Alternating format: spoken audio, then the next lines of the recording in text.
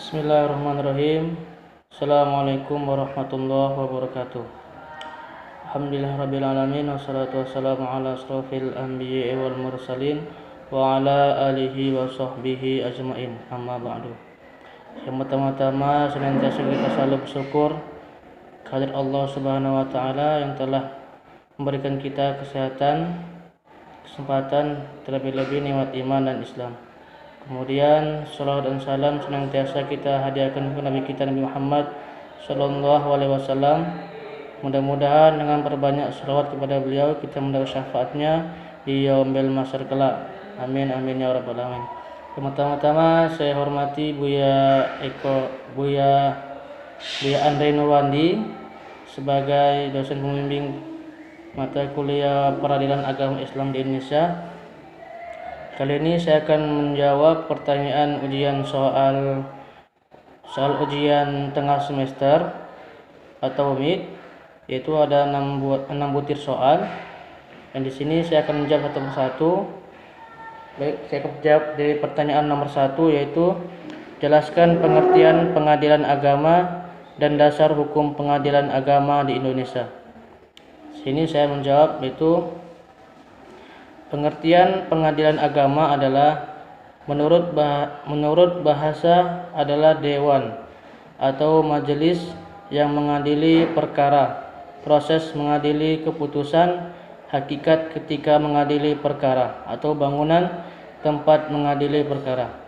Pengadilan agama adalah daya upaya untuk mencari keadilan atau penyelesaian perselisihan hukum yang dilakukan menurut peraturan-peraturan dalam agama. Kemudian dasar hukum pengadilan agama terdapat dalam Undang-Undang Dasar 1945, diatur oleh pasal 24 pada ayat 1, menjelaskan bahwa kekuasaan yang merdeka untuk menyelenggarakan peradilan guna menegakkan hukum dan keadilan. Kemudian soal yang kedua. Sini saya akan menjawab, jelaskan perbedaan peradilan dan pengadilan. Peradilan adalah suatu proses yang dijalankan. Pengadilan yang berhubungan dengan tugas memeriksa, memutus, dan mengadili perkara. Kemudian dasar hukumnya pasal 2 ayat 1 dan 2 Undang-Undang Kekuasaan Kehakiman mengatur bahwa peradilan dilakukan demi keadilan berdasarkan ketuhanan yang Maha Esa. Kemudian pengadilan adalah badan atau instansi resmi yang melaksanakan sistem peradilan berupa pemeriksa, mengadili, dan memutus perkara. Kemudian dasar hukumnya disebut dalam pasal 4 Undang-Undang Kekuasaan Kehakiman, antara lain menjelaskan bahwa pengadilan mengadili menurut hukum dengan tidak membeda-bedakan orang, dan pengadilan membantu pencari keadilan dan berusaha mengatasi segala hambatan dan rintangan untuk dapat tercapainya peradilan yang sederhana, cepat, dan biaya ringan. Kemudian kesimpulan dari atas dapat diambil kesimpulan bahwasanya peradilan merupakan proses menerapkan dan menegakkan hukum demi keadilan, sedangkan pengadilan adalah tempat mengadili dari membantu para pencari keadilan agar tercapai suatu peradilan. Kemudian itu jawaban soal nomor 2, dan lanjut ke soal nomor 3. Jelaskan hubungan pengadilan agama dengan hukum Islam di Indonesia.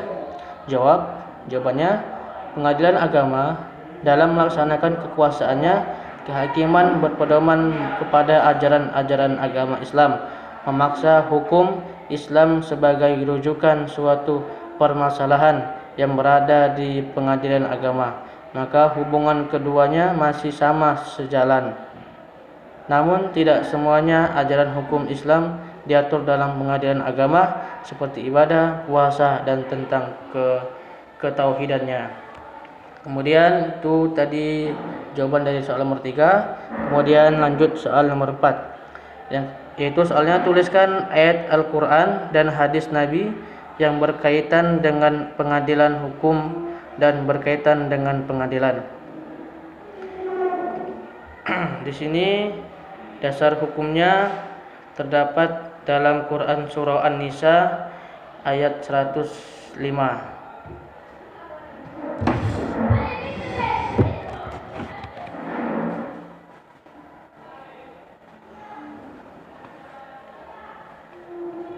Kemudian hadis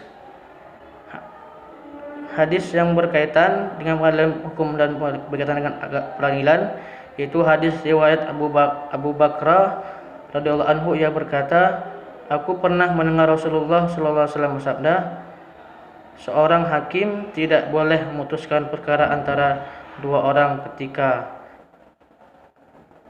Kemudian soal nomor 5. Jelaskan secara ringkas pengadilan agama pada masa penjajahan, Orde Lama, Orde Baru, dan masa reformasi. Jawabnya, pengadilan agama pada masa penjajahan. Pada dasarnya masyarakat masa kolonial patuh dan tunduk mengikuti ajaran-ajaran Islam dengan berbagai dimensi kehidupan. Namun keadaan itu terganggu dengan munculnya kolonialisme Barat yang membawa misi dagang, politik, ekonomi, bahkan sampai misi kristensasi. Kemudian pengadilan masa Orde Lama, pemerintahan menyerahkan mahkamah Islam tertinggi dari Kementerian Kehakiman kepada agama, tujuannya untuk menghindari kemerosotan peradilan agama dan mengupayakan peningkatan serta memulihkan peradilan agama. Kemudian pengadilan masa Orde Baru mengalami perkembangan yang sangat signifikan, yaitu dengan diundangkannya Undang-Undang Nomor 14 Tahun 1970 yang sekarang telah diganti dengan Undang-Undang Nomor 4 Tahun 2004 tentang pokok-pokok kekuasaan kehakiman. Kemudian pengadilan masa reformasi awalnya menunjukkan proses yang luar biasa, di mana dengan melihat Undang-Undang Nomor 19 Tahun 1946 yang dirasakan tidak sesuai dengan prinsip kekuasaan kehakiman yang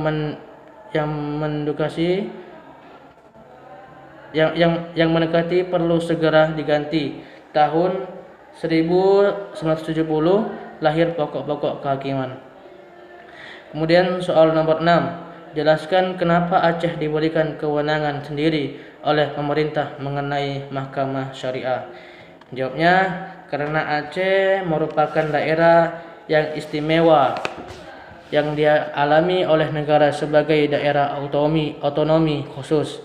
Penyebabnya adalah perjalanan sejarah yang sangat panjang dikarenakan sebagai daerah yang istimewa dengan status otonomi khusus membuat provinsi Aceh mendapatkan haknya menerapkan syariah Islam sesuai ketentuan rakyat Aceh.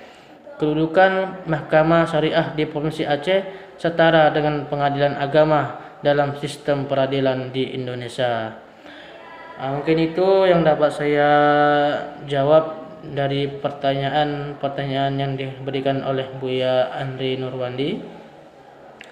Kurang lebihnya mohon maaf apabila ada kata-kata yang salah atau yang kurang berkenan dalam hati Buya Andri. Saya mohon diperbanyak maaf. Saya sudahi. Jazakallahu khair. Wabillahi taufiq wal hidayah. Assalamualaikum warahmatullahi wabarakatuh.